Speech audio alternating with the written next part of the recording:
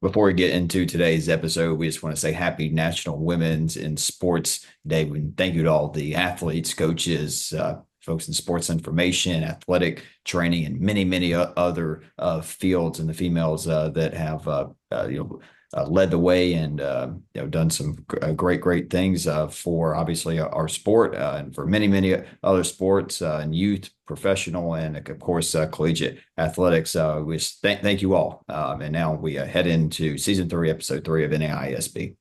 How's it going, ladies and gentlemen? Welcome into another episode of NAISB. My name is Reagan Harold. That is former Midland All-American shortstop Carly Fitzer. Carly, what we sipping on this late on? We got ourselves a poppy. Poppy.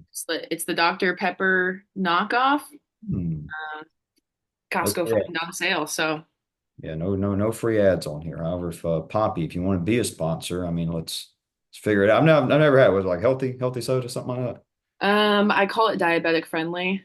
There we go. So yeah, healthy-ish. There we go. Well, Carly, today was signing day. That was fun. That was fun to Yeah.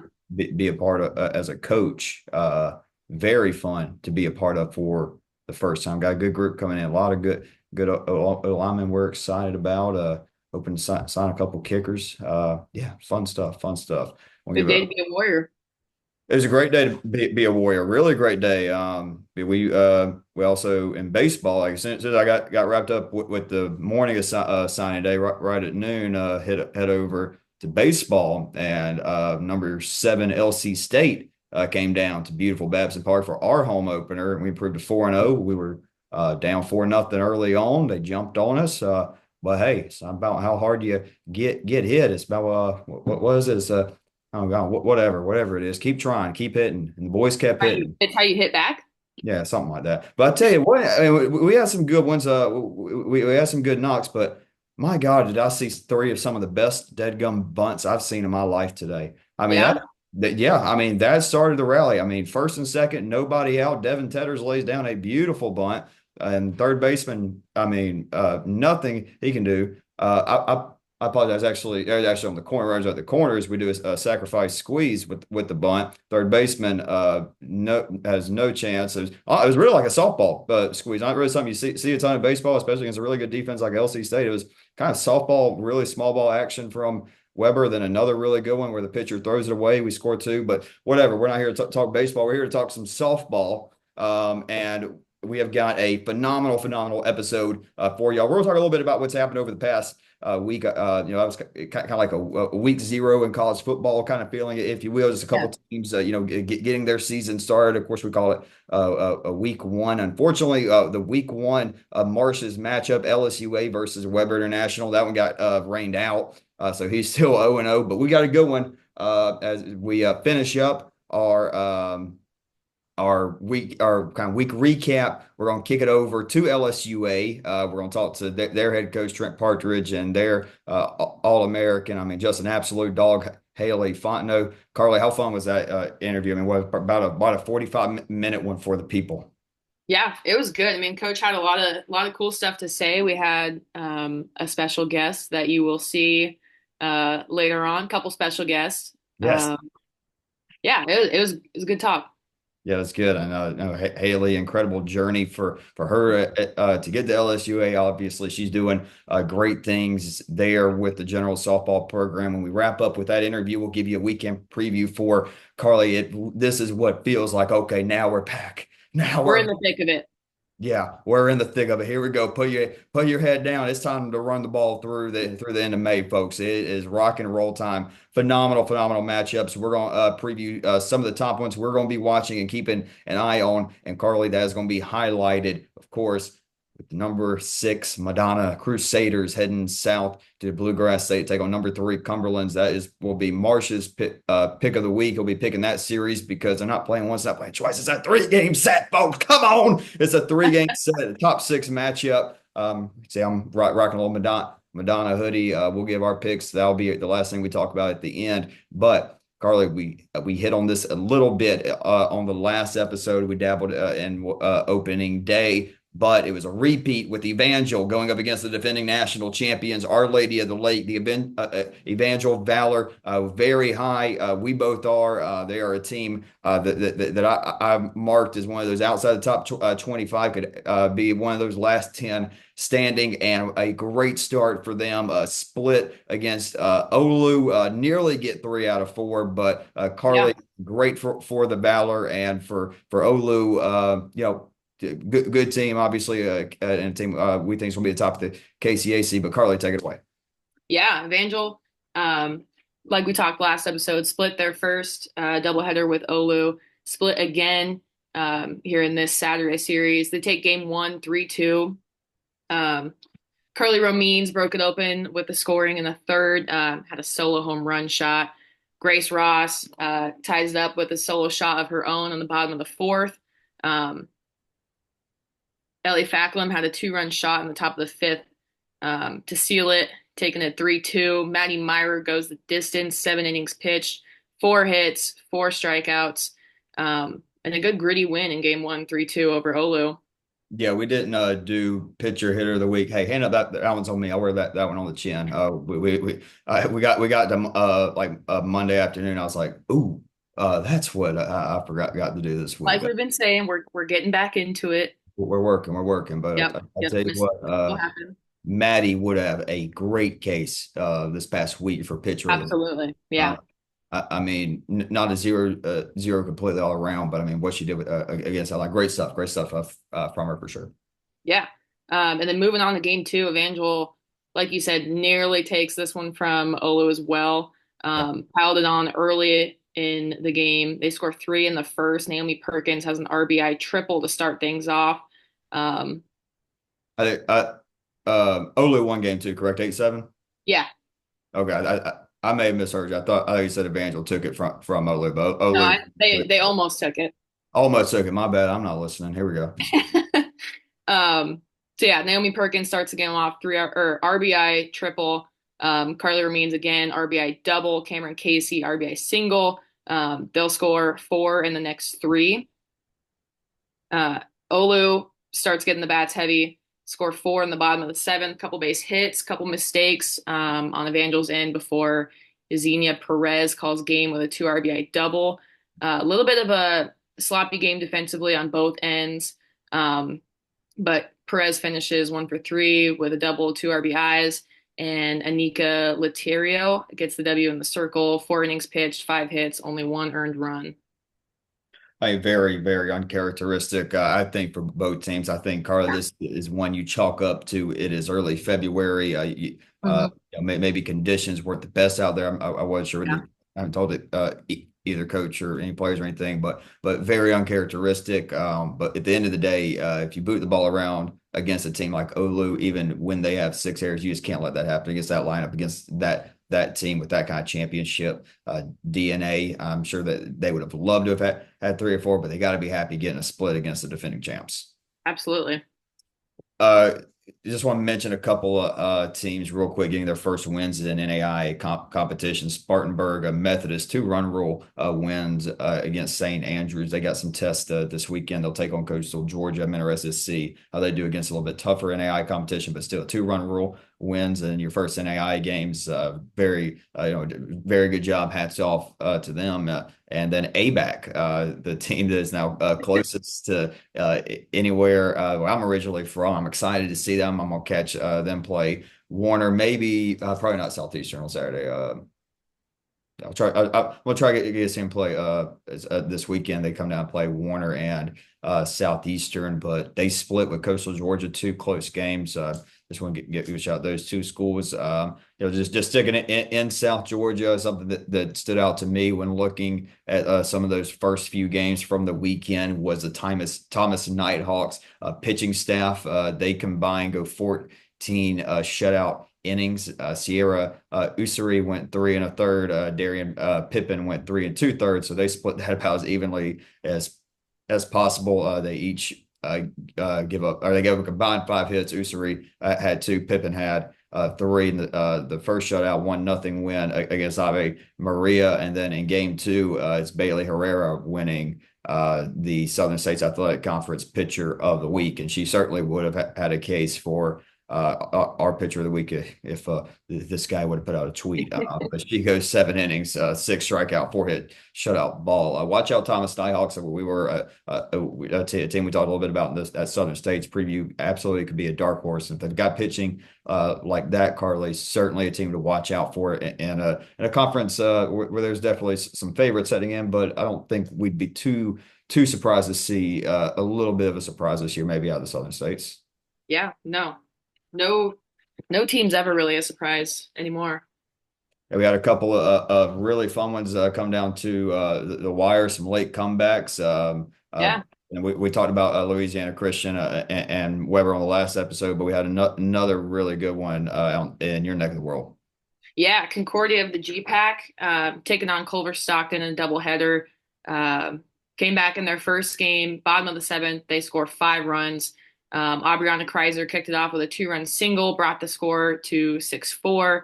Kylie Schottenkirk follows up with a double to bring in another one. Taryn Grandstrom single to tie it up, and then Grace McGuire follows suit with a single to win it. Schottenkirk and Kreiser, they both finished with 2 doubles and a combined 5 RBIs. And then not much kicking in the second game. Concordia kind of took it from him pretty good, gave it to him pretty good. I think it was like 11-1, 11-2. That stayed hot. Yeah, they'll be playing Benedictine. Possibly, I know there's a bunch of weather potentially in the Midwest this weekend, but they're playing Benedictine. That'll be a good test for them. The Ravens' Yep.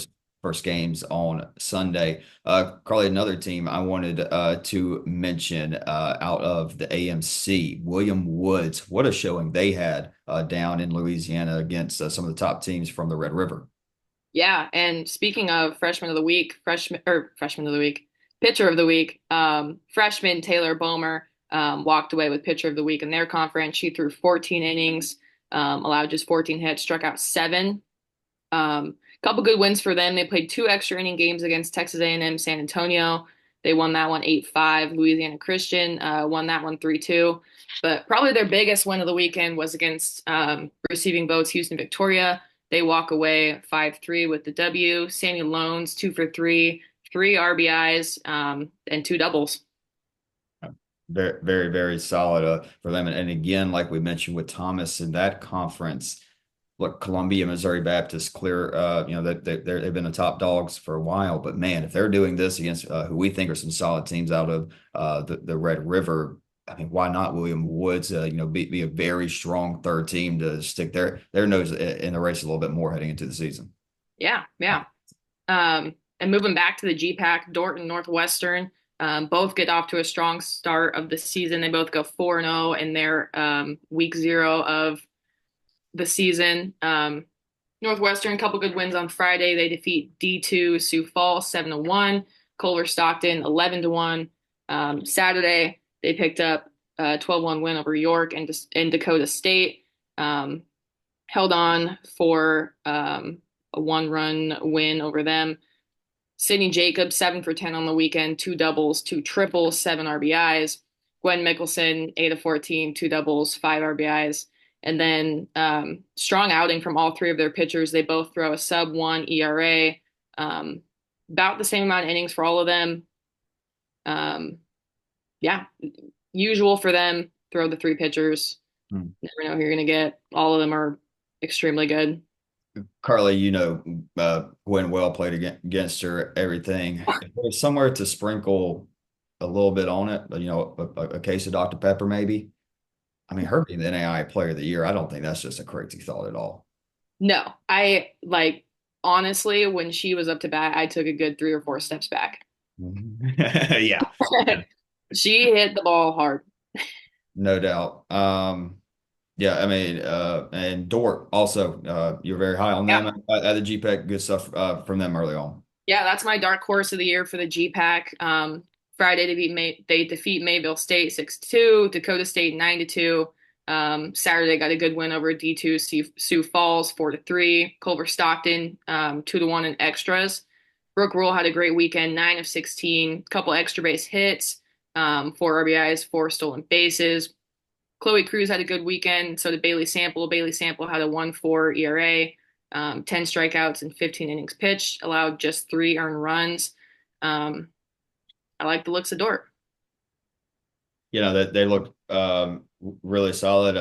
Again, team year high on team. I'm really Yep. high on. Just we said it towards the end of the last episode. If you didn't watch those reviews, go back and check those out. Which, by the way, before we get into this, just thank y'all so much. The sport's been awesome. We're really happy with with where everything's at. Of course, we don't care if it's 10 or 10,000. We're on provide good content, but y'all are killing it. Just make sure y'all are subscribing to the podcast. Subscribe, share, tell your teammates, tell your coaching friends, tell your parents, et cetera, et cetera. Yeah, get after it. Appreciate it.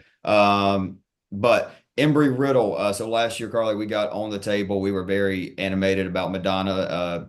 Early on, not a non-top 25 team, and obviously they go on a great run. Embry Riddle's that team.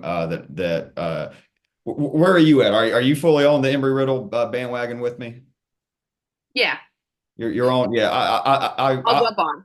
I'll hop on. Okay, we got the Madonna credit. Shout out the Crusaders. We got the Madonna credit for last year, so we can I think they're not a bad pick at all, and they get off to a start against a really good start to the season against Carroll out of the Cascade. Carroll, the fifth or sixth best team out of the Cascade. That's still a really good opponent to start Yeah. the year. And at the plate, it was Katie Jamison. She made the most out of her at bats, 3 for 4, a couple walks, a couple RBIs.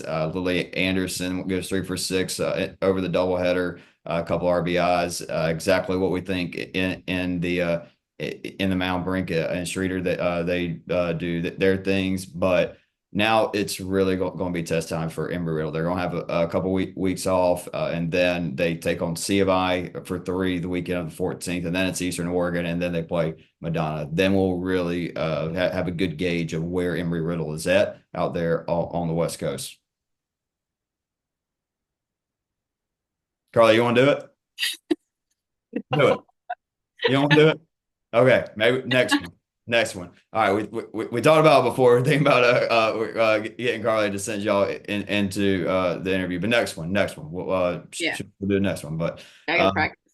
you got anything else? You want to hit on over the past few days? And I'm sure we missed a couple of things, but those are the main things that stood out to us over the last over the last 4 or 5 days or so. Um, no, I think we hit it. Cool. All right. Without further ado, we're going to kick it over to our interview. Remember, after the interview, we're going to have our weekend preview. So many great games. And of course, we'll have Marsh's pick of the week. But now we have LSU Alexandria's coach Trent Partridge and their All American Haley Fontenot. Okay, ladies and gentlemen, we now welcome on two very special guests out of the Red River Athletic Conference from LSU Alexandria. It is the coach of the Lady Generals, Coach Trent Partridge, and Haley Fontenot. Coach Haley, how are y'all both doing on this wonderful Tuesday evening? Great day to be here. I'm excited to be a part of it. Yes, great day. Just got back from practice too. I'm still sweaty. Well, we appreciate you coming on right after practice. Haley, how was practice today, getting ready for a big one this week up against William Carey? Practice was a little tough today, but it wasn't too bad. We got through it. In fairness, I told her at about 5:30 she could go home and shower, and she was like, Coach Trent, I would have to wash my hair. I can't do that. So Hair washing day. Yeah, it's a hair wash day. See, Coach, that right there is why after season one we went and got a former softball player to come on and be the co-host. But Coach, when we first talked a few months, probably about 6 months ago, was when we first started talking and getting to know each other after y'all's incredible conference tournament run heading into the opening round. It's like I might need to call this Coach Trent guy, and immediately I fell in love with your philosophy, how you go about coaching the game of softball. And there was no doubt in my mind when we kicked off the season, got our preview episodes in. It's like I wanted you to be the first guy we had on to be your first time on. Coach, just talk to us about the story that we talked about with you getting into coaching softball and how it led you to LSUA. yeah. So kind of wild story. We'll kind of keep it somewhat short, but I played college baseball at Baton Rouge Community College. I ended up tearing my shoulder going into my sophomore year, and it was one of those that was, do I come back from this or do I kind of give it up? And ultimately, I decided to give it up and actually went back to my same high school that I was at. My dad was the head coach, and so we kind of went into coaching baseball, and so 2 years after graduating, I was back at the same school as a CECP, so I was a certified coach, so to speak, and kind of going through the process. Me and Dad coached together for about 7 or 8 years, and he one day said, "I think I'm gonna coach softball." And I said, "You're on your own. I'm not doing that." And so I'm that type of person that obsess over thing, and if I don't understand it, then I don't want to be a part of it. And so I said, I've put all my time into learning baseball pitching and everything else. I said, I'm not about to spend this extra time to now learn softball. So you fast forward a couple months, and he talks me into to coming to one of his or to one of his fall games, and it was the very first pitch that the pitcher threw. I turned to him. I said, "I'm in. I love it. I'm here." And so I kind of got sucked into it, and from there opened up a training facility. So I'm really big into Font. Can tell you that we use analytics a lot here. So we use the Rapsodos, the biomechanics, and so opened up a training facility that we use sensors that we put on the body and kind of go into how we was using the ground to create our force production, those kind of things. And so from there, the athletic director called me in 2022. So that was my interim year, 2022. The previous coaches at LSUA had stepped away on Christmas Eve. And so it's January 15th, and I get a phone call that said, would you be interested in coming in for an interview? And so we ended up going in for an interview. They ended up offering us the interim job at the time, and it was kind of hooked from that point. But we had 16 days from the very first game to our first practice to first game, and inside that it rained 14 of those 16. So it was a very fun process. I was literally on day one of games was still trying to figure out what positions girls truly played, and that season was a very fun season for me, getting to understand the NAIA level and those kind of things. But it ultimately is, we end up taking it full time. Last year's first full season, that's what we call last year's team one. But it was a very fun season to be able to have the entire fall to implement our hitting programs and those kind of things to get to where we're at now. Incredible. Incredible. Carl, that's your first time hearing the story. I mean, when I heard it, I'm like, there's no way. It's just an incredible story, Coach. I find it like no way you're doing softball, and then bang, Carly, he's now at LSUA and is obviously doing some pretty good stuff in a short amount of time. Yeah, fully jumped into it. Haley, you kind of have an interesting journey and stuff to LSUA, and just kind of getting into softball. Can you share your story with us? So crazy story and also very kind of a long one. So I'll We short got it all the time. Haley, I told Coach Okay. before, I Yeah, was like, no rush. we're not like, if y'all want to do this for 20, 30 minutes, we do it 20, 30 minutes. Y'all want to do it for an hour, we do it for an hour. We're good. Like, seriously, like, do you? Okay. So I didn't really start playing softball until my sixth and seventh grade year, really. Like I played rec ball every now and then, but it wasn't anything serious. Until the high school coach started having a little bit of interest in me, and I'm like, I don't know what I'm doing at all. Okay. I don't. Until he started to say, you should work on this. Like you're actually kind of good at this. So it started to take my time away from horses and everything else like that. And my eighth grade year, I was the ace pitcher for my high school. And then after that, it just took off, took all my time, a lot of hard work and everything. And then I started getting recruited by Nichols, pretty much throughout high school. And then my senior year, I signed, after all the COVID stuff, that was a big fiasco. And then my senior season, everything was all good. I was on track to get all state for the second time. And then right before playoffs, I was practicing in the outfield and I took a wrong step and tore my ACL meniscus. And then after that, it just was an up and down road, pretty much down for a long time.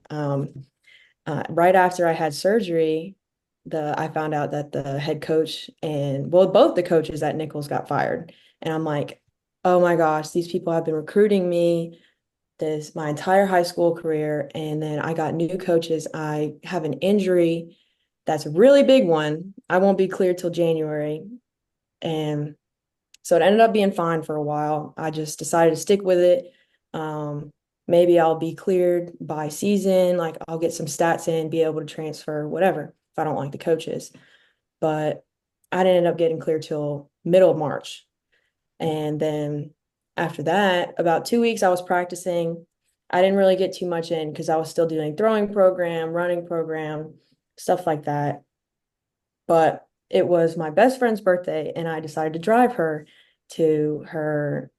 I think we were going on lunch. Yeah, we went to lunch together, and I got into a car accident with her, and I broke my collarbone, and I was out for another 3 months. And at that point, I was like, oh no, I just got cleared, like literally just got cleared 2 weeks ago, and now I had to deal with this. Um, so I'd come to exit meeting. We, I'm like, yep, I'm getting cut. And I got cut. Um, and they also cut pretty much the entire team except for about 5 or 6 people. Pretty much did a clean sweep and really went downhill from there because I'm like, oh my gosh, what am I going to do again? And Lsua reached out once I got into the transfer portal, and I was so hesitant about coming here because it's 2.5 hours away from home. Nichols was 30 minutes from home, which isn't, I mean, 2.5 hours isn't that far. But for me, being so close to home, going to a 1A school, that was a big jump for me. And for some reason, I just felt like I should come here. And I've loved it ever since. I made a good group of friends my first fall here. My roommates were amazing. And I loved it ever since then.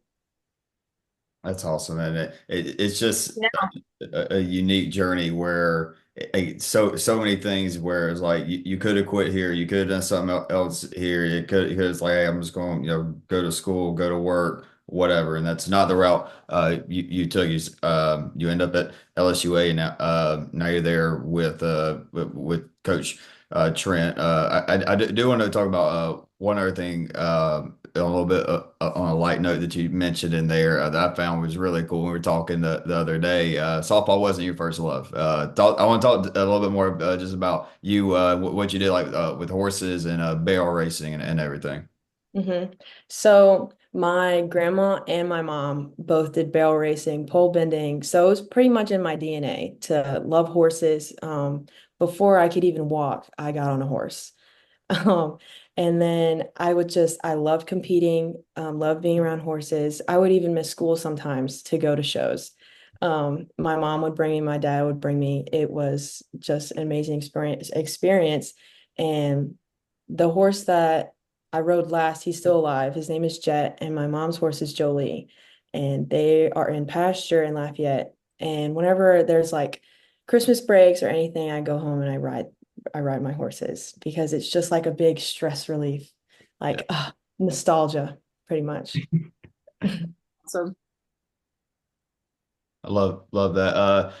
Also with your story, Haley, I love that you ended up somewhere where immediately when you came in, you had roommates and people on the team that took you in. So when you first got there versus now, how that experience of meeting that group of young ladies kind of help you become more of a leader on the field? You already lead by example with what you do playing wise, but just some of those leadership qualities you may have picked up from them. So one of my roommates, she had already played here for a year, so she knew a lot about Adam and Annalyn Birch. And I didn't know anything at all, but she pretty much helped me and my other roommate, Jillian Howell, who's still on the team now.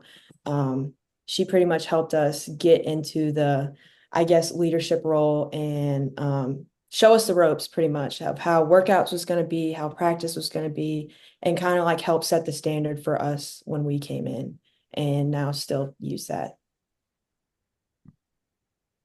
Uh, Coach, when you took over the team as the interim in 2022, and like you mentioned earlier, it was a very quick turnaround. Just what was your message to the team when you first took over, and what kind of foundation did you look to set with the team, and how's that been growing over the last few years as you as the interim tag's gone off, you become the full-time head coach at LSUA?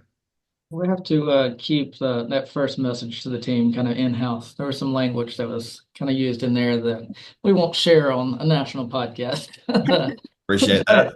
Yeah, but no, it was we wanted to be free. We wanted the girls to play free and to play with a level of energy that couldn't it just truly couldn't be matched. And so the big thing for us kind of moving forward was I want you to swing the bats hard. I want to run the bases aggressive. And so it was like trying to build an identity, even though we didn't have that fall to kind of, kind of move forward with kind of implementing that kind of stuff. So we was about halfway through the season before we really started to see the at bats that I was looking for and the way that we kind of played the game. But the biggest thing is I tell every single girl and every single recruit that comes in is that when you leave here in 4 years, I want you to invite me to your wedding.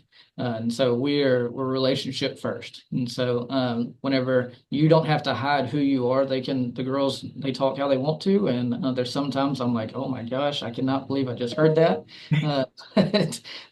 We allow them to be who they are. And ultimately, at the end of the day, they play more free for me. And they play an aggressive style that I tell every single player that if you play the style of game that I want you to be, I can be the most hated coach in the country because we're going to run up the score. We're going to do the things that it's probably not liked, but if you play hard for me, then I'll wear that. And so you can see the shirt that's actually being worn is unapologetic. It's who we are. That's our identity. And we're just kind of moving forward with that. So in 2022, that was the kind of the message was be who you are and just play hard. Hell yeah, Carly, I'm fired up. I'm fired up, Carly. Hey, I like that shirt. I was gonna say something earlier. I like that. It's who we try to be. We try to be unapologetic about who we are. That's kind of our identity. Is I tell the girls before every single game, if you can beat somebody by 30, then let's try to beat them by 30. And I'll wear it. If the coach across the way is mad at us, then get us out. So that's our motto. Well, it's safe to say, in your tenure so far at LSUA, you're kind of ahead of schedule. What are some of the key factors in continuing to build on this success and, make it to Columbus? Yeah, so especially with this team. So obviously, every team that ever gets to Columbus, it starts in the circle. You got to have a really good pitching, and I truly believe that we have a top 5 pitcher in the entire country in Haley Primrose. She is just lights in, or she just zones in, and she becomes something. When they turn on, that's whenever she just becomes a different animal. In fact, first inter squad games, I tell my freshman pitchers, go stand behind our catcher. We put up a net and just watch the intensity in which she plays with. When she's just the happiest person at all times, and when she gets inside that circle, she becomes a different person. And so it starts there. And then with this team specifically, you can't miss with this team. We are 1 through 9. We can all leave the yard. And so whenever Haley Fontenot is having a bad day, then my 2-hole can pick her up, and then my 3-hole can pick up. And so this just the identity of who we are is we like to swing the bats hard. We like to run the bases. I tell every single, recruit and everybody that last year, if you put us on a stopwatch, we was the slowest team in the country.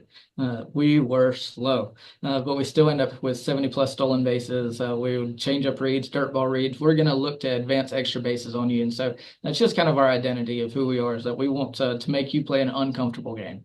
The game that we like to play is to take extra bases and to do the things that makes it uncomfortable on your end, and you play outside of who you play as.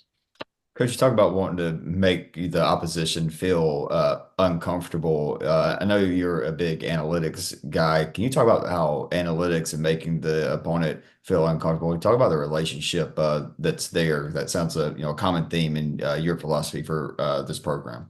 Absolutely. So we in the fall, the girls get tired of swinging because we go through a hitting program, and so on day one when the girls come in, we go through testing, and so we put them through the biomechanics and the exit velocities and everything else, and we track to see kind of where we're at from day one to the end of the fall, and we on average we jump about 10 miles an hour of exit velocity in over the course of a fall, which is crazy numbers. But the program in which we kind of have from the biomechanic background has really helped us kind of get into that. And I tell every single person that it's easy to sit in front of a ground ball at 62 miles an hour, but it's hard to stay in front of one that's 73.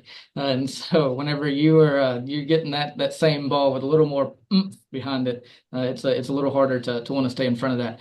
But then you take it one step further, and I mean, we just get runners in scoring position. The chances of scoring goes up astronomically, and so lead off walks, and like we play a dirty, solid game that just really wants to. We want to make you uncomfortable in the style of game that you're comfortable in playing. So our practice is, and I would say that our practices has evolved from interim year to last year to where they're at right now. Is that practices are chaotic. There's a lot of moving pieces, and we want to live inside that chaoticness during practice, so that whenever it's game time, it's like, okay, we can breathe now. Coach Trent's not yelling at us, and we're not taking 6,000 ground balls. We're just got to fill this one. So kind of yeah. So the analytics is obviously is a big part of who we are. I mean, it's created a really fun style of softball. For my football brain firing off in me, it's reminding me of those like early 2010s, late 2000s Oregon teams that were that first team where, hey, we're just going to go 1,000 miles an hour. Haley, that's got to be just a very, very fun offense for you to be a part of and playing in. Agreed. Oh, Absolutely. definitely. Oh, we talked last year was if you go back and you look at the Cotty game, early part of the season, we're down 9-0 in the first inning to Cotty, and Coach Galvan from Texarkana is kind of walking by, and I turned to him. This is again, we're down 9-0 in the first inning, and I said, "Hey Galvan," I said, "Look at the scoreboard." And he looks up there at it, and he goes, "Yep, you're getting your butt whooped." And I said, "Check the scoreboard at the end of it." I checked the box score at the end. We end up coming back and winning the game 21-14. But it's the confidence that we have to, yeah, exactly. It's the confidence that we have at the plate, and then this team just kind of built on top of that from that mindset from last year. So it is definitely a very fun style of play. Reminds me a little bit of the movie Moneyball. Coach, if you just made an NAIA softball team off the movie Moneyball, is that what's going on down in Louisiana? That was what we're trying to do. It's what we're trying to accomplish. It's proven to work. Yeah. Haley, kind of describe your role for me on this team as far as leadership and your place in helping LSUA get to Columbus. So my Coach Trent can back me up on this, but my role is not going to be woo you with words. I get too nervous when I'm talking to like the whole team because everybody's staring at me. I don't like that. I'm the type of person I'm gonna lead by example. I'm gonna work harder than you. I'm gonna show you up. And if you're not working harder than me, I'm gonna call you out. Like, come on, like, let's go. Like, you need to get it together. And that's just how I lead. That's how I always led. And I believe that work ethic has rubbed off on us from fall to now. My middle infielders, especially, I see them working their butts off every day, every day. Our faces, it's always the middle infielders. Our faces are always bloodshot red. They're always working so hard. And I love that for us. I mean, coach, you gotta have somebody in your program from the jump that you want to set a standard and set a foundation for a culture. And I think that answer right there, that speaks to any question of if you got one right there. Absolutely. So Font is kind of going into this season. So Amber Giddens was our senior leader last year. That was just an unbelievable leader. And when we kind of sat down over the summertime and kind of talking with Font, it was like, hey, you don't have to lead in that same way. Like you continue to lead in the way that you've been leading, and that's through your actions, and you continue to work hard, and everybody's going to follow suit. And Font has she's been the prime example of that. It's so fun to get to watch her work every single day, and then to watch her hit is unreal. It is. It's a very fun thing to sit over in third base and say, "Oh, here we go. She's just locked in." But yeah, I also know whenever she's not locked in. So, well, the first pitch of the game, I'll know if she's ready to go that day or not. She's able to flip that switch though. So it's very fun to have fun to be able to lead a team by example. Because again, like as she said, she's not one that's gonna holler and scream. She will if she has to, but she's gonna show you by example about how hard she works, and you got to keep up with that. Coach, it's an obvious statement to say it's important to have a leader, but to compete in the conference you're in, you have to have those, and you have to do a lot, obviously, to be able to compete in what is a top conference at the Red River Athletic Conference. I mean, Coach, you have the defending national champions over in West San Antonio, multiple other teams that are around or the top 25 receiving votes. It's very competitive league week in and week out that we have upsets in throughout the year that are fun for us to talk about. Obviously, y'all now is one of the teams at the top, maybe not so much, but y'all were part of a pretty cool upset last year, obviously, and winning that conference tournament.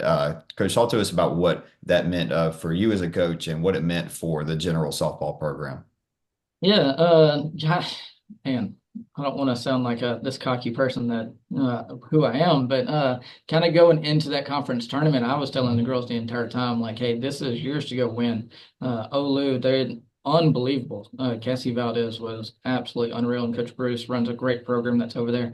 But we knew that we had depth in pitching that was going to be able to, if rainouts kind of happened and those kind of things that kind of threw everything into a turmoil. I knew that if we had to go 2 games, then I had 2 pitchers that I could rely on. And then I really thought that our offense was kind of clicking at all cylinders at that point. And so kind of getting into that conference tournament was just it was almost a sense of from the very first game, we knew that this was ours. And so the girls kind of bought into that. And obviously at the end, it kind of showed that we end up winning it and stuff, and then Olu goes on to the great postseason run that they had. But yeah, it was a very fun thing, and so again ahead of schedule. We're definitely ahead of schedule, but at the same time, like we thought that we had the chance to go do that last year. But from a recruiting purposes, I've been telling recruits the entire time, hey, you're coming here to play for championships. You're not coming here to just play your 4 years and then get your degree and move on. We want you to get those degrees and move on, but you're coming here to play for something bigger. You can go to some of these other schools and maybe not play for that, but like if you're coming here, then understand that you're coming here for a purpose, and that purpose is to go win championships.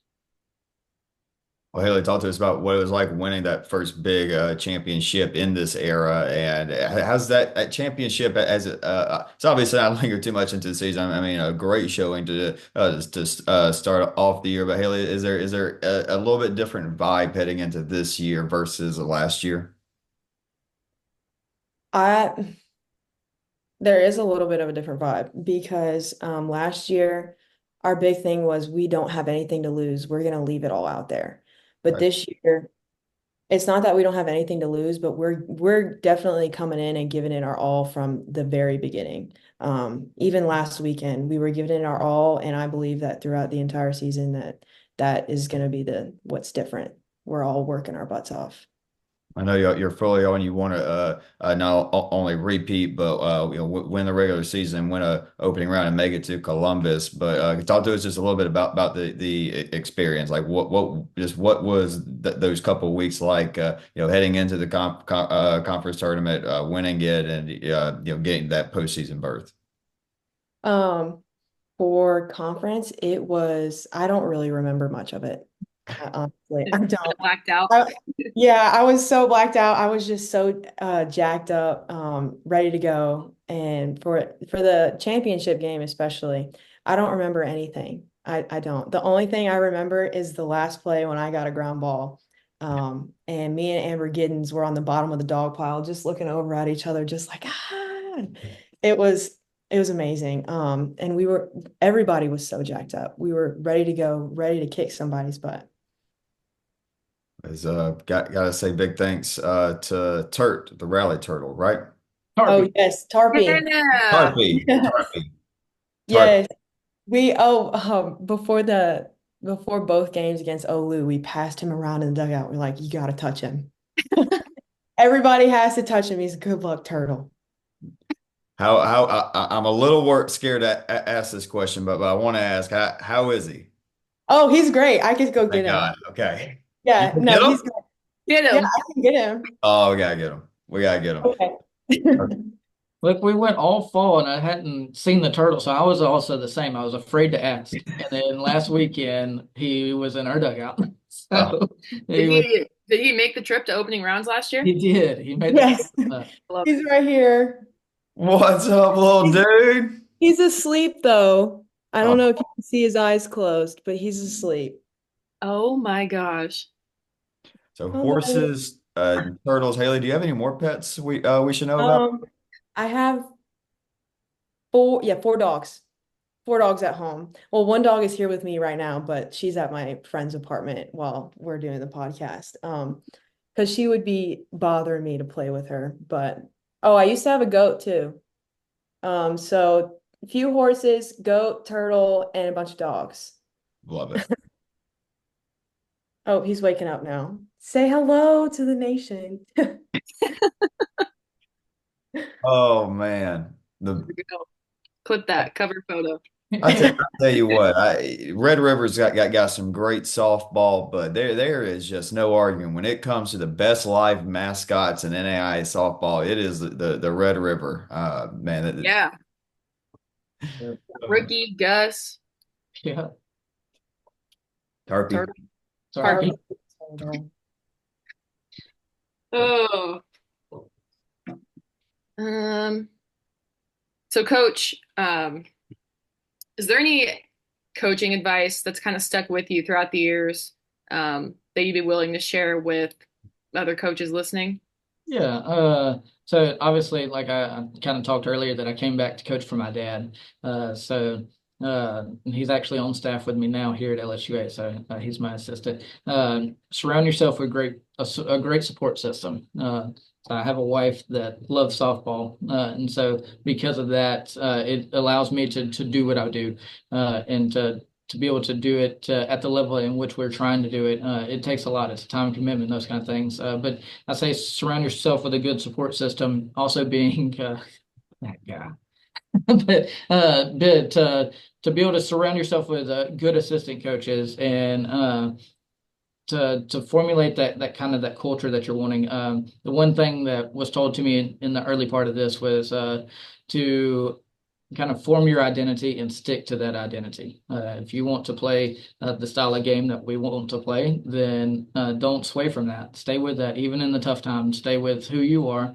It's got you to kind of where you're at, and there's gonna be times that you kind of question kind of where you're moving and those kind of things. But ultimately, it circles back around. If you're good at what you do, and obviously you are, if you're a coach at this level, then you're good at what you do, and so kind of stay true to who you are would be my focus to any new coach that's kind of getting into it, is to stay true to who you are.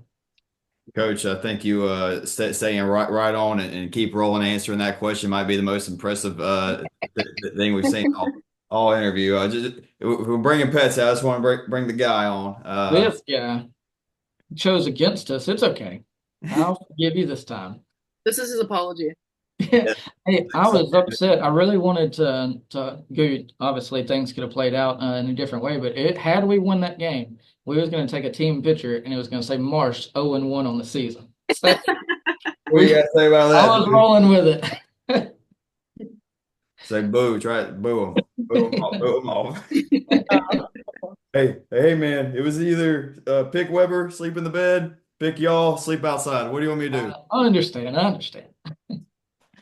Uh, it's the laziest producer in the podcasting biz right there, folks. That'd be funny. But he only costs a few treats a week, so can't complain too much. Only a few. Uh, Well, that's just his podcast. Oh, okay. He has plenty more Respectfully, he for looks like, like he has more than a few. hey, oh, calling him fat. He ain't calling him fat. He's fluffy. Fluffy. Yeah, big boned. Big. Um, so Haley, kind of rolling off coach's question, is there any advice that you've heard either from coaches or teammates or other players you've come across in your career that have kind of stuck with you? I can't remember who told me, but it was probably my sophomore year in Marucci Patriots. And I wasn't doing too well. I think we might have been in California, and one of my teammates told me just calm down. Like if you go up there with negative thoughts or feeling like, oh, I'm about to mess this up, then you already beat yourself. They've got you beat. And ever since then, I've just tried to stay calm, not really think about anything when I'm playing except for the moment that I'm in right there. And then another one would be whenever I'm about to step in the box. Sorry, I still have Tarpy in my hand, so I'm like fidgeting with him. But New fidget toy unlocked. he's just crawling around in my hand. But Daryl Landry told me to get my eyes ready before I get into the box. I look at the end of my bat and look all the way down the foul line, look at my bat down the foul line. And that I feel like that has kind of helped me always get my eyes ready for the pitch that's about to come because it's about to be coming fast at me. And I've done that ever since my sophomore year of high school, probably. I've always had the same little routine. Carly, did you have a similar routine, getting ready for at bats or anything, or was it just see ball, hit ball? A little bit like Haley's. I wouldn't necessarily look down the foul line, but I did pick a spot on my bat I'd look at every time. And usually I was good after first AB. First AB was a little shaky. First Clapping. pitch. Mhm. And for one of our final questions, bringing back the fun question from last year, what would be your go-to gas station snack and a drink if you get one? Why don't you go to me? I'll go. So it depends. It depends if we stop at Buc-ee's or not. Because if we're going to Buc-ee's, I have to get a barbecue pulled pork sandwich and a very crisp Dr. Pepper. It has to be crisp. If it's a fountain drink, oh, if it's a fountain drink, I have to taste it first, and then I'll pour it out if it's a bad one. But if we go to a regular gas station, probably Nerd Clusters and a bottle of Dr. Pepper, maybe some chips, or if there's a slice of pizza, I'll grab that too. It just depends. Fire. I'm a Dr. Pepper person, so I'm gonna have a Dr. Pepper. The girls make fun of me all the time. There's like we never see you without a Dr. Pepper. So Dr. Pepper is definitely I'm getting a Dr. Pepper. If we're gonna go snack, I'm probably going to candy. I'm allergic to peanuts, so that eliminates a lot of things that I can't get. But I would say Skittles or Mike and Ike's. That would be the two things that we're going for. Team Okay. Mike or Team Mike? Yeah. Coach, Uh, I'm 100% with you on the Dr. Pepper, man. That's my go-to. I got one sitting on top of the one 12 pack sitting on top of the fridge ready to go. I got one in the fridge right now. I probably need to cut back, but I like to down my Dr. Pepper, man. I like those 23 bold flavors. You can't miss with them. That's a fact. It's awesome when the girls they know that that's all I drink. So at practice they'll bring me a Dr. Pepper. I'm like, okay, well, it'll be a little easier for me today. Yeah, trying to butter me up. Love it. Well, Coach Haley, thank y'all so much for coming on. Is there anything else y'all wanted to hit on or say anything about y'all's program team? Real quick, one more question for you, Haley. Was on the student athlete side of the interview, what are you studying at LSUA, and what are your plans after softball? I am a psychology major with a minor, what is it? A minor in human relations, and I'm trying to get a minor in victim studies too. And after college, I'm not sure yet. I really do want to coach, because I feel like with my knowledge and the type of leader that I am, that I'd be a really great coach, or being in some sort of sports realm, preferably softball, maybe horses, I don't know. But, other than that, if it wouldn't be coaching, I'd probably do something along the lines of mental health, because I just believe that that is such a big part, even in athletes' life, anybody's life. But yeah.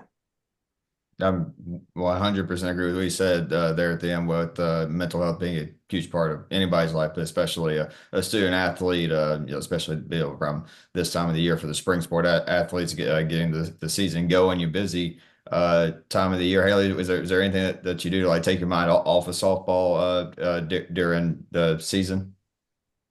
During the season, this answer might not go well, but I play Fortnite with my boyfriend. Or I watch Gossip Girl, sorry. Or what else do I do? I think Honestly, Fortnite with play, boyfriend is the best answer. I don't know why you said that wouldn't go over well. I love it. I can't lie. I jump on Fortnite a little bit too. yeah. A lot Greatly. of people do. I think a lot of my teammates do. It's fun. Um, I've greatly enjoyed the OG season two. The new season just dropped, which the OG map. I've been landed at Tilted Towers, Snobby Shores, all the new places. Coach, do you hop on the game much, man? Don't play Fortnite. I'm a Call of Duty person. Nice. So I like Call of Duty too. I'm a I, Call of Duty I do person. that too. I've been big on the college football 25, man. I tell you, oh, that's one more question. I can't believe I haven't asked this one yet. Have either one of you gone to little context?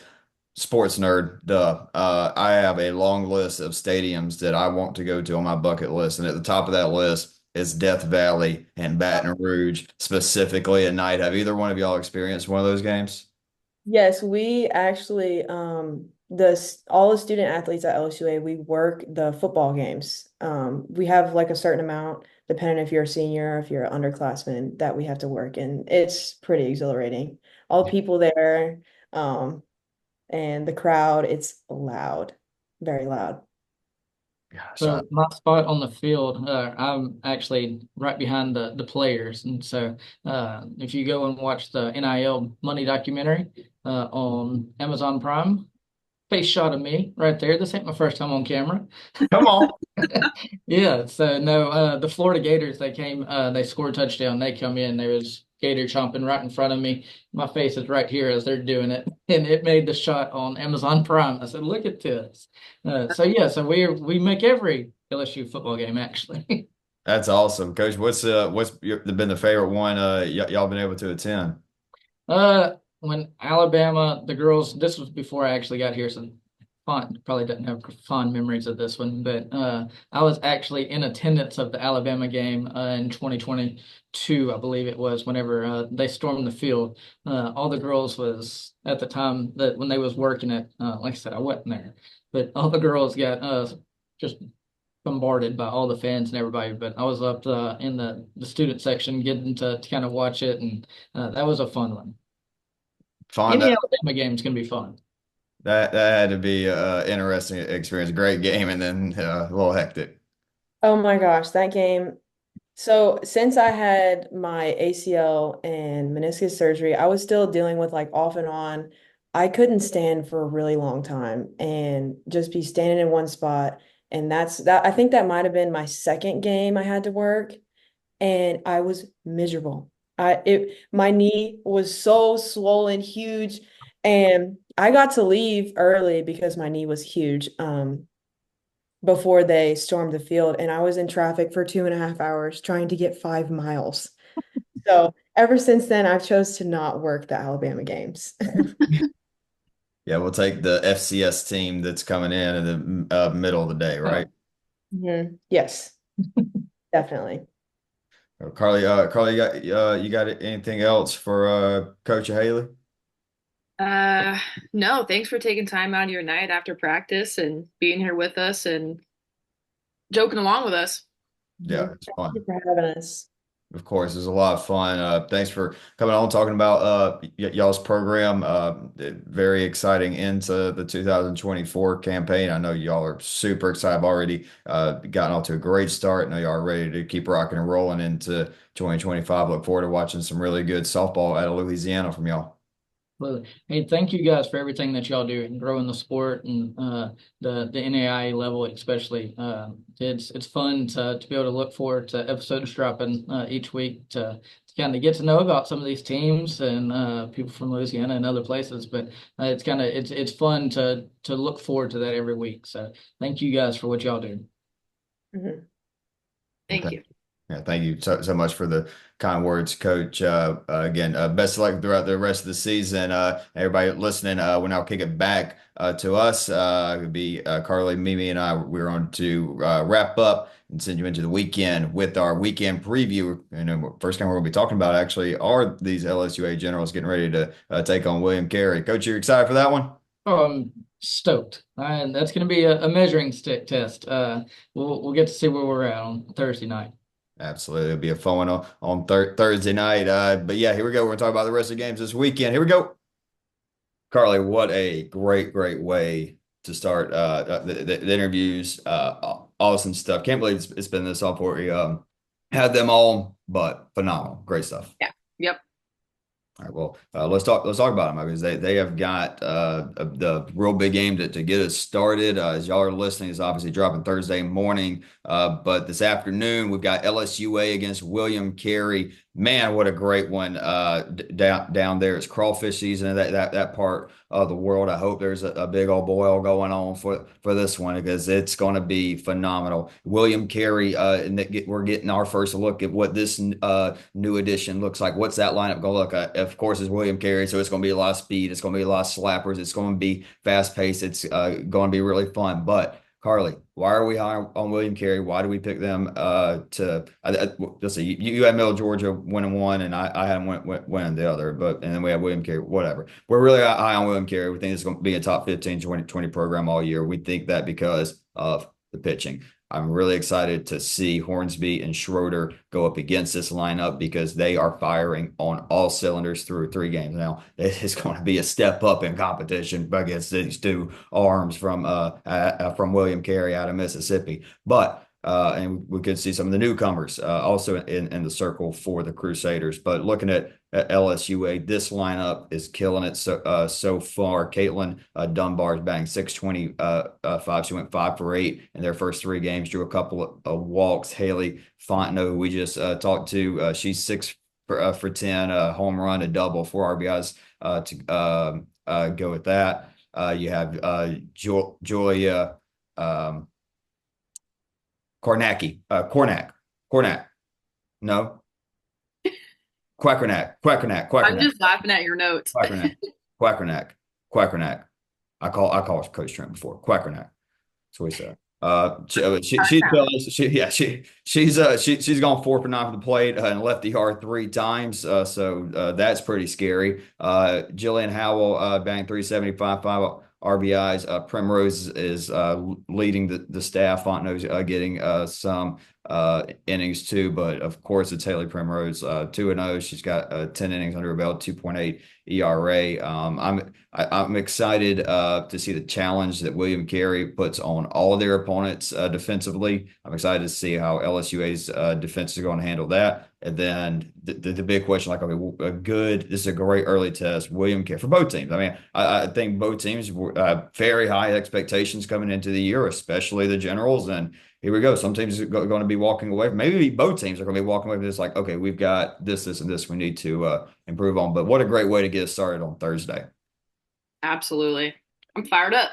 Fired up. Talk about Firestorm. Yeah. Moving on, Carroll versus Arizona Christian. Carroll starting their year off 1-3. They picked up a win against OUA. Kenna Thomas starting the year off hitting 364, a couple home runs and RBIs under her belt. Sammy Labrum, Katie Slater, they're both hitting around 400 RBIs under their belt. Pitcher Kennedy Venner got 6 strikeouts and 12 innings on the year. And then ACU picked up their first win in a doubleheader versus Nelson. Sierra Lackow, 6 for 7, a home run, 5 RBIs already for her.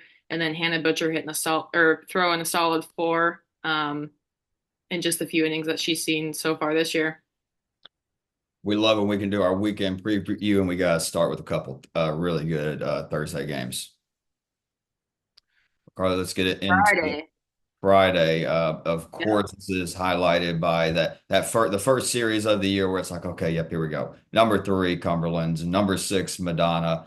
We are going to save this for the end. This is Marsh's pick of the week, so we will save this for the end of the video. So stay tuned for that one. Oh boy. But some other really good ones. We have 2 big dogs out of the Sooner Athletic Conference, out of the Sooner State. USAO and Oklahoma City are starting their seasons, and they're going to be challenged. University of British Columbia traveling south to take on the University of Science and Arts Drovers. UBC, if they bring back some really good quality in the circle lineup, it's going to be returning some key pieces. I'm interested to see Kennedy Venner, great test for her against a really solid USAO lineup. It's USAO. I mean, the pitching great. We just talked about them in the Sooner preview, but really excited to see the senior edition of Sophie Williams and now the sophomore edition of JJ Anderson, and what's looking like it's probably going to be one of the better USAO lineups we've seen in the last couple of years. Going to be a great one there. And just down the road, Carly, we got Oklahoma City taking on Cotty. Yeah. Really excited about this one. Oklahoma City. I mean, we know the type of players that they bring back. Emerson Herron, Tara Honer, Tiffany Paul, one of the best gloves in America, Annalise Rayburn, Riley Radacy. Just a bunch of star-studded talent players in their lineup. Question for Cotty, as far as them playing against a team like OKC, is their pitching. Will their pitching hold up? Amelia Gassman, Abigail McPherson, both had pretty solid years, around 4 or 5 ERAs. Amelia Gassman, pretty solid at the plate as well, hit .339, 22 extra base hits, only struck out 9 times. And Ariana Castillo, 301, 19 RBIs, 13 extra base hits. Yeah, I'm excited to watch this one. Yeah, 2 good ones. 2 good tests for top 10 Oklahoma teams. A good chance for Cotty and UBC to pick up some big wins. They're excited with those. Carly, we got your alma mater, Midland, taking on Grandview. 2 teams we're going to see in a Shawnee, and 2 teams that got a lot of questions to answer early in the year. As far as just holds to feel. Look at Midland, though, definitely returning a little bit more production. Of course, Peyton Cooler and Reese Foro headlined that. Ariana Crafton, Maddie Ryland, JC Reimers, Carly, a couple of these girls well. What are you looking for, especially for someone like Peyton? What do you what's going to be important for like Peyton Kohler heading to the season? Yeah, I'm really just looking for Peyton to just be able to stick out all 7 innings, just be really gritty. They don't have anyone like Aaliyah to come in when they need her anymore that we know of. Don't know as far as transfers or anything, but just looking for Peyton to be gritty in the circle and fight through all 7. Yeah, I mean, they got a couple of names, but of course you can't. What she was to the program, we'll see where that's at. And as for Grandview, I mean, Jessica Wall-Jasper is obviously a big name that's gone and graduated. They do return that number 2 pitcher for him, Maddie Huseman, and of course Randall, their solid first baseman. Talk about Emery Riddle behind the plate. They got Samantha Holbert. So offensively, that's who they're going to be turning to. A couple of new coming pitchers as well for Grandview. So both teams we'll get to see where they're at. Of course, we're going to get to see them pretty well down in Oklahoma. But sticking in the GPAC, Carly, your rivals, the Northwestern Red Raiders, taking Mid-America Nazarene. Yeah. So we already touched on Northwestern between Sydney Jacobs, Gwen Mickelson, and their star-studded pitching staff. But touching on Mid-Am Naz, they're starting off their season Tough matchup to start their season, but they bring back Grace Berlage, threw 293 last year with 50 strikeouts and 86 innings pitched. They got Kelly Stokes back, hit 337. Abby Schulte, 293. Maddie Brooks, 370. So for them, I guess it's just going to be, what pitcher are they going to get, and how can they get her out of the circle as fast as they can? Yeah, and then they turn around and they have got a tough test. After that, Saint Xavier comes in out of the CCAC. That's going to be probably another really good team out of Saint X again this year, and they get their season started with Mid-Am NAS. Yeah, St. X brings in a couple D1 transfers. They also bring back a couple star players from their lineup. Aubrey Roble hit 490 last year, had 73 total bases. Caitlin Wright, 353, 40 RBIs, 17 stolen bases. And Haley Matlock hit 355. They do lose Layla Summers in the circle, but they do return an experienced pitcher in Julianne Class. So yeah, St. X, baby. Oh, yeah. To wrap up Saturday, Carly, William Carey obviously got the big test on Thursday and Friday. They take on a red hot Texas A&M Texarkana team. This is Texarkana team coming off a 4-game sweep down in Louisiana. They were absolutely dominant. 3 just blowout wins against McPherson, Central Christian, and Webber International. And then What was that last one? don't worry about it. Then that nice 3-1 win over William Woods, who we gave a lot of flowers to earlier. But just looking at you look at someone like at the top of that line, Madison Dingman, who's batting 643, has already got 4 stolen bases on the year for them. Fresh, how about I got an early freshman of the year. Early freshman of the year alert, Jacqueline Schmidt, their shortstop.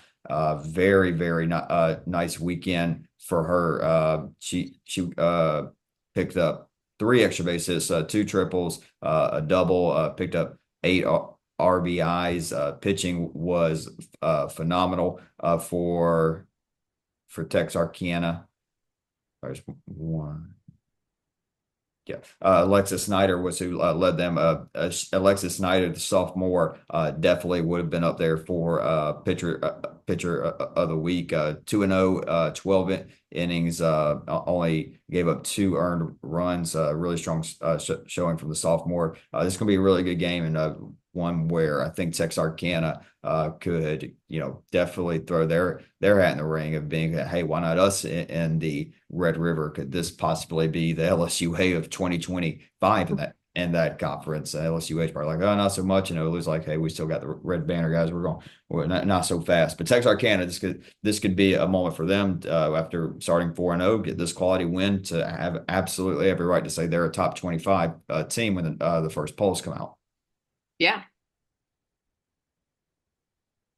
All right, and into Saturday, Carly Baker, Houston Victoria, get us started on Saturday coverage.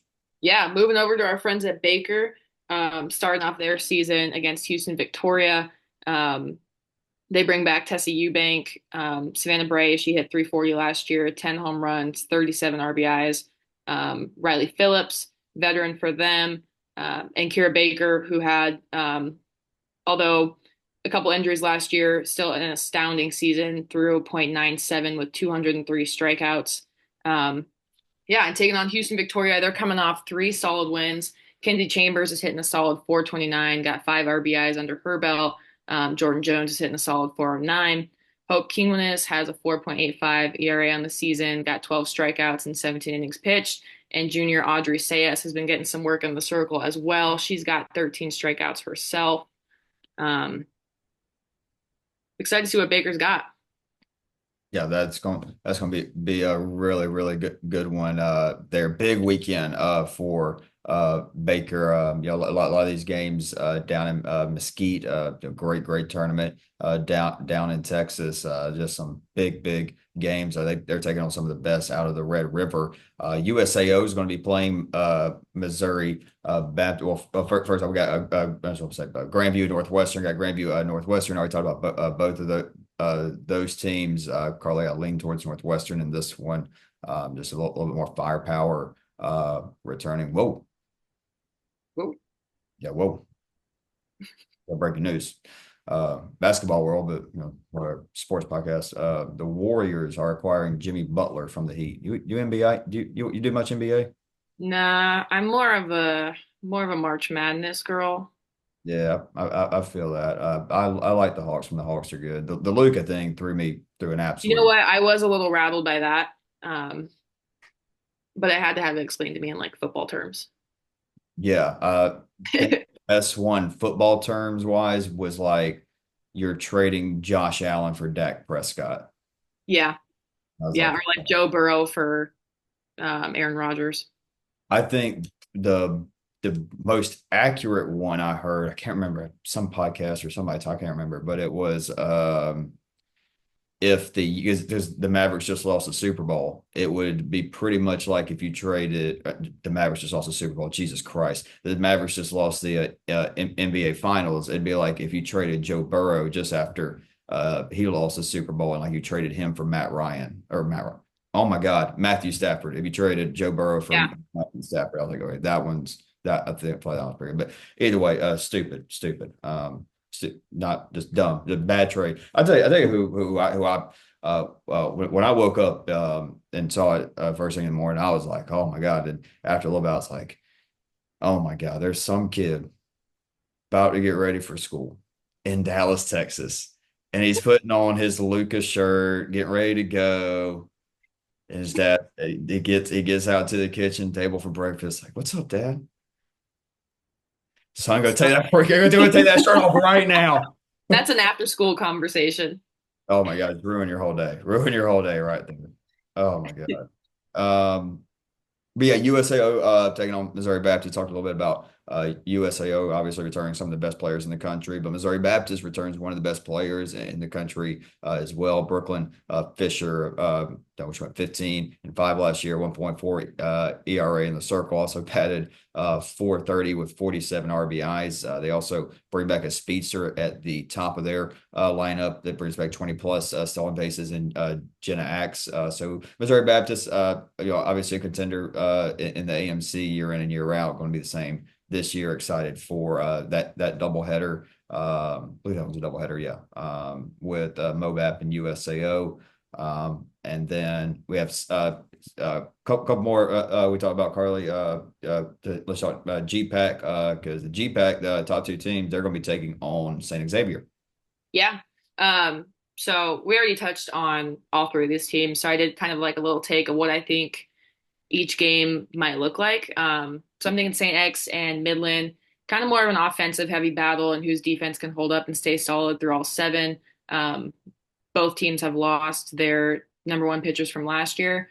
So it's just a battle of who can be the toughest in the circle and who gets the bats going first. And then St. X and Northwestern, like I said earlier, Northwestern has three really talented pitchers that can get them, any one of them can get them through 7 innings of a game. So the challenge for St. X will be just getting the lineup going and seeing if they can work their way through that pitching staff. Reagan disappeared. I'm back. I was getting Marsh. Sorry. Missed him. It was easy. All right, so he's here. He's getting ready. He's in the makeup chair. Just real quick. For Sunday games, Carly, Baker versus Olu. Olu, we talked. I think that's gonna be a great one. Yeah, that's a great one. Great double header. Oregon texted me getting their season started, but Carly, let's talk about it. I mean, the matchup we've all been waiting for. I mean, for months and months and months. This has been the most anticipated series for months now. This was like, okay, I'm sitting down and just binging, watching. I can't wait. Madonna, Cumberlands. Carly, talk to us a little bit about it. Well, I get Marsh ready for his pick. I went full screen on Zoom so I could watch Mr. Marsh. Oh, okay. Hold on. Well, we'll let him. I'll tell you what. How about first? Let's let him do his pick, and then we'll talk about it. Okay. No, I'm sorry, dude. Not scared him. Come on, buddy. Come on. All right, here we go, ladies. Go And time, buddy. it is go time. Marsh. So unfortunately, you are still 0-0. You don't have any wins, but you also don't have any losses, buddy. Here we go. This is number 6, Madonna. Number 3, Cumberlands. It's a best 2 out of 3 series, buddy. What you got? 1 Cumberlands. It's Cumberlands. That's Cumberlands. That's it. I don't have any more. I mean, we're going. I'm at like best 2 out of 3. That's it. He only gets 1 pick. So Oh, okay, okay. On this week. I'll tell you what. I'll split this one in half. This could be 2 out of 3. This can mean it's a sweep. Here we go. Ready? Oh, brother. Oh man, big Cumberlands dude. He's a big Cumberlands dude. All right, good job, man. Good job, buddy. Appreciate you. Phenomenal job. Oh, he looks sad. One more? Okay. He doesn't like being in. He low key gets scared of chairs. He's not a big chair. Really? All right, you're good. You're good. You're good. Good boy. Attaboy. Okay. Thanks, Marsh. Thanks, dude. All right. Well, Marsh, you're not gonna be liked by Madonna. I got news for you. But you will be liked in Williamsburg. He is predicting a sweep. See what I'm wearing. So Carly, I'll go ahead and let you go first. So this is this is just a phenomenon. I mean, the names in this game got the air. Oliver, Gainer. Yep. Yeah, I was gonna say both gainers. Yeah, Turnbow, Ming, Finkbeiner, Anderson, Turnbow, on and on and on. Dillander, Pezzoni. Come on. This is going to be phenomenal. I mean, this is what you want. If you're Madonna, you've got 7 all-conference players, all Americans coming back. But there's doubt. I mean, people, let's be honest. I mean, run around the country, it's can they do it past 3-1 air? I mean, that she's not there anymore. She's not. Jane Anderson is. They're about to roll into Williamsburg and try to shock the NAIA world. Carly, what are your thoughts? And then I'm gonna give my prediction. Oh God. I'm gonna roll split. The 2-3. Yeah, I wanna err on the safe side. I don't know. I love both teams a lot. I think they're both different in their own ways. If anyone were to sweep, I'm gonna put my money on Madonna. Sorry, Marsh. Wow, are you good? So you're going 2-3 Madonna? They go down and get it done. Shock. Yeah. I tell you what, Carly. It's going to be hell for me to ever pick a team to roll into Williamsburg, Kentucky, and try to take a series against them Cumberland Patriots. I'm sorry to do it to the folks in Madonna, but there's just a different animal in the Bluegrass State this year. And Cumberland's big test early on. There will be more tests, of course, but in a big preseason matchup, I'm going with my dog Marsh. Give me the Pats in a sweep. Give me the Pats. All right. All right. Well, folks, there it is. I hope you enjoyed the episode. Carly, any closing thoughts? Oh man, Madonna's gonna kill us. But not me. Not me. Not you. You're safe. You'll be able to go to their game. So we may. Sorry, Madonna's going to have a phenomenal year. They will have a phenomenal year, but not this weekend. They're not going to have a great weekend. They're going into the buzzsaw. They're heading to Williamsburg. Give me the Pats in our series of the week. Thank you all for listening. I hope you enjoyed the interview, and let's have a great freaking weekend, folks. I mean, so some great stuff. Y'all be sure to tune in. Carly, thanks as always, and y'all have a great weekend. We'll be back Monday to talk about a recap, and will I be looking really smart, or boy, am I going to look dumb? We'll find out this week.